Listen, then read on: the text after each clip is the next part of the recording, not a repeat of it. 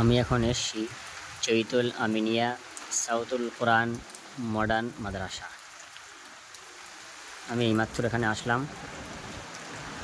এই আমার গাড়ি, মাশাআল্লাহ, সামনে মাদ্রাসা। কিছুক্ষণ পরেই আমি দোকান লাগাবো।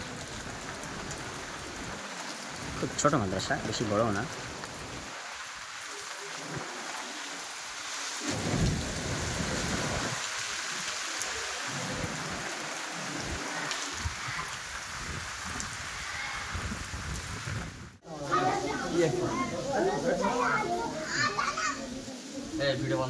জুমটা করা দেখি একটু।